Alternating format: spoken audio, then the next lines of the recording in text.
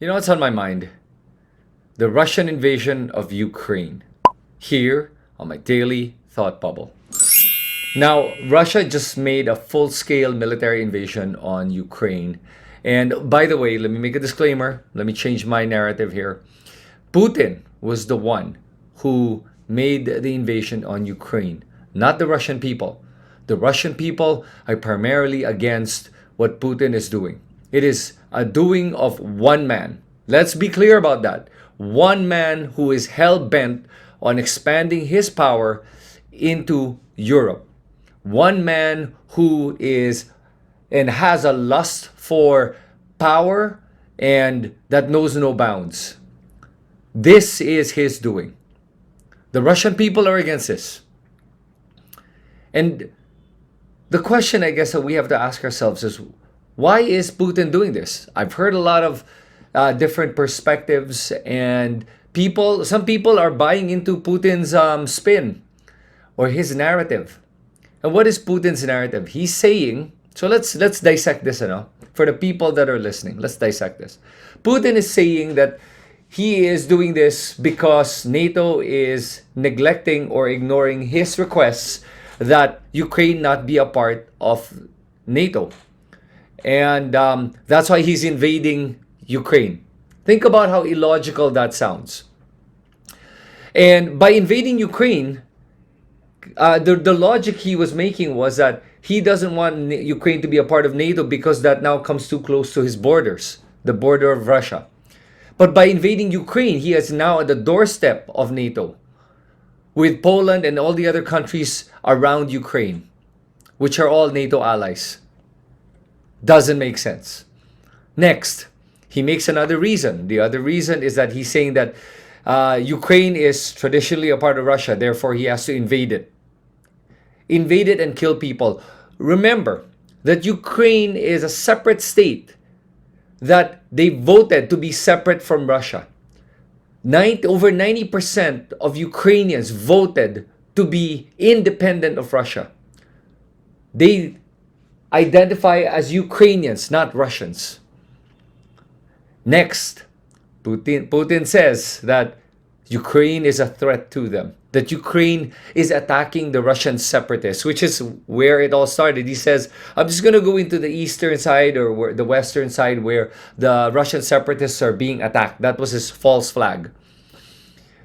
Now, even the president of Ukraine said, why the hell would we attack the Russian separatists knowing that there are 150,000 Russian troops all around our borders? Doesn't make sense. Every reason that Putin has given does not make sense. Now, some of the analysts or the people that, the thought leaders say that, it's a more complex issue than that. It's not as simple as Putin just wanting to invade Ukraine. All right, first principles here. Basically, let's keep it simple, all right? Let's not complicate it. You're trying to complicate a simple thing. Putin basically wants to invade Ukraine because he is just a megalomaniac hungry for more power and wanting to just usurp everything. That's all it is. The decision of one man does not trump the decision of 44 million Ukrainians. That doesn't make sense. One man should not have a say on the lives of 44 million people. One man who has shown the propensity for murder, to trample on human rights, to lie, and to steal, who has already shown himself to be corrupt. He should not have that much power. And now he does. And now Ukraine is suffering. The people of Ukraine are dying. They're losing their homes. They're being separated from their families. This kind of atrocity shouldn't be happening right now. We should have learned from World War II, where Nazi Germany invaded countries and made countries basically surrender to them, threatened them, killed millions of people, all because of one man, Hitler. Today, this is our new Hitler, Putin. And he's even trying to describe Ukraine as the neo-Nazis. Excuse me, they're not the ones invading another country. Putin is the one invading other countries. That's basically it. That is really why Putin is doing it, because he's a megalomaniac. He's a narcissist. He is hungry for power. That's all it is. Why isn't NATO doing anything about it? Why isn't NATO defending Ukraine? Well, for several reasons. Number one, they're saying that Ukraine is not a part of NATO yet. So therefore, they don't have an obligation to defend it. But by not defending Ukraine, you actually strengthen Russia. And you strengthen and embolden Putin in his resolve to dominate more and to take more. Number two, the US has had its share of invasions that were not that people realize were a lie. That's why I think Biden is very careful right now to just come in and help, because he doesn't want the impression that he's doing it for US interests, because of what happened with past presidents and what they've done, where they lied to be able to make an invasion legit. So that's another reason. But this one is different. This one is different because the Ukrainian president and the people are already telling NATO to help. They're begging, practically begging NATO to help. They're begging the United States, please send us forces.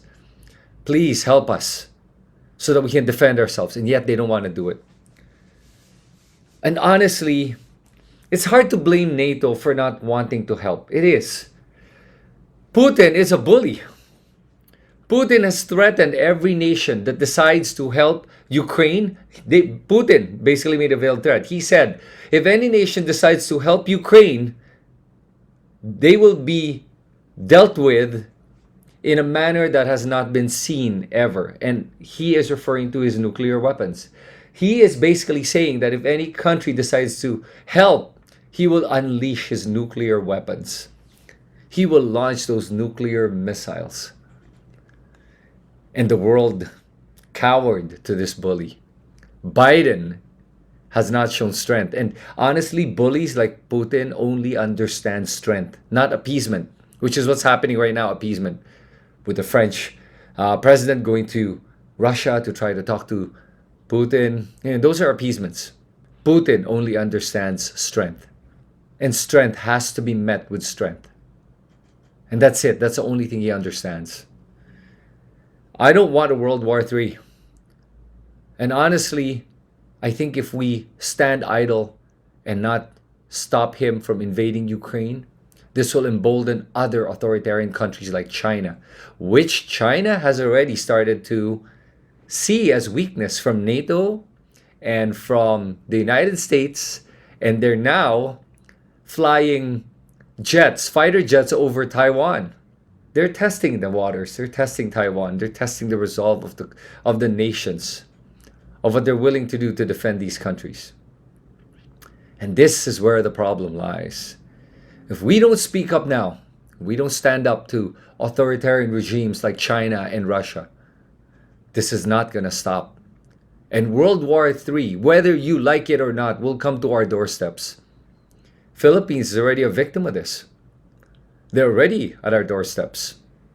China has built military installations on Philippine islands. Yep, using our own soil.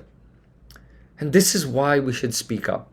We're not world leaders. We don't have military might. But as citizens, we have to speak out. We have to let our governments know that this is not acceptable. So, right now, the United States and all the NATO countries and the United Nations have banded together and have sanctioned Russia. Now, they created all these economic sanctions. But honestly, I don't think the sanctions are going to work as well or as immediately as necessary to be able to deter Russia from invading Ukraine. And it won't stop the invasion.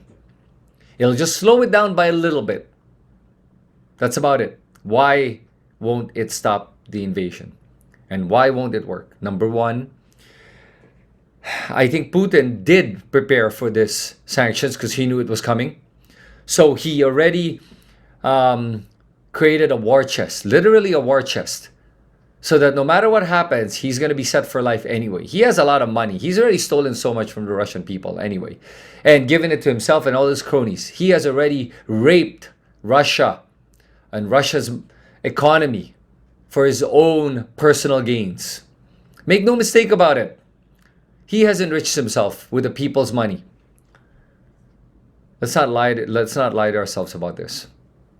And next, he's already made alliances with China, the second largest economy. And China is siding with Russia, obviously, because they're also an authoritarian regime that wants to take over Asia. And they're going to guarantee each other enough trade to be able to sustain the Russian economy. Next, there's crypto. And Russia, and Putin already has looked into cryptocurrency for the last year or so. There's a possibility that he's probably buying Bitcoins right now. Because Bitcoin is borderless, is non-sovereign. It can't be controlled by any country. And he knows that. And he's probably buying a lot of Bitcoin right now, and the price of Bitcoin is kind of down. And he's doing that to protect his own economy and his own personal wealth. That's the problem, and why I don't think sanctions will work as well right now. But you know who will suffer? And I think maybe this is the strategy of NATO and United Nations, is the Russian people.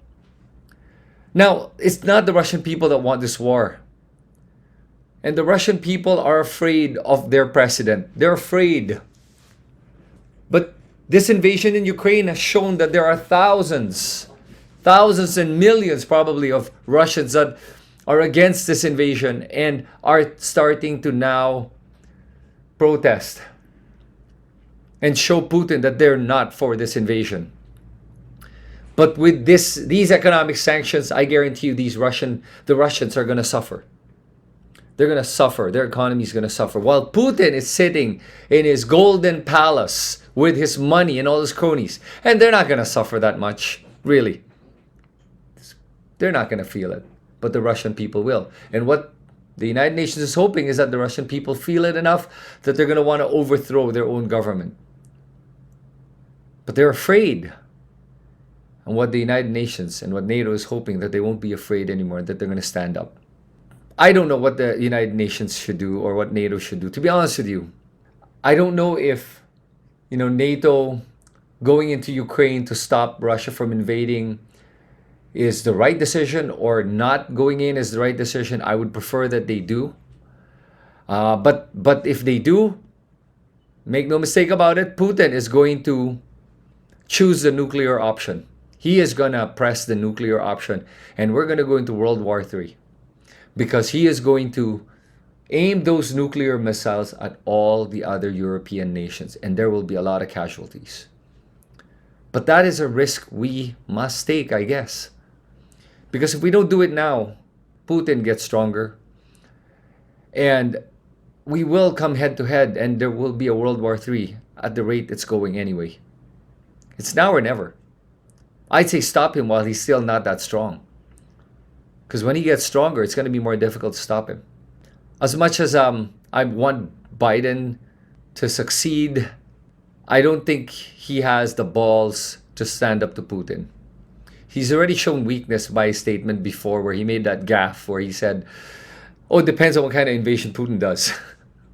Well, right now, Putin's made a full military invasion. What are you doing? Nothing. And again, maybe he's trying to play the political game because he's afraid that the American people are going to say to him that he's a warmonger. He's not a warmonger. He's trying to defend the sovereignty of a nation that needs defense. And I'm not American, so I don't have a right to say what America should and should not do. That's up to the American people to decide. But the American people, as the world police right now, that have the military might to be able to do something. I pray that they do, along with NATO, because NATO combined is a very strong force. And I'll end with this note for all my listeners that follow me for crypto talk and crypto topics, that cryptocurrency has gone down, because of this. And for me, honestly, we've seen losses of about 50, 60, 70%, but those are unrealized losses. And honestly, Take comfort in the fact that you're only losing money. And you're not going to lose it if you don't sell. Versus the Ukrainians that are losing their lives, their homes, separating from their families, their loved ones. We're in a much better place than they are. And I pray for all Ukrainians and for all the Russians as well that I know do not want this war, that they all survive this.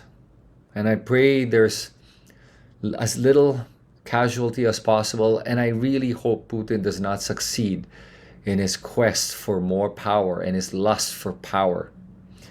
I pray that the world has enough courage, that if we all speak out, and that we will all be able to stop Putin and his insanity. That is my wish and hope for this world right now. This is Chris Tan, and that's my daily thought bubble.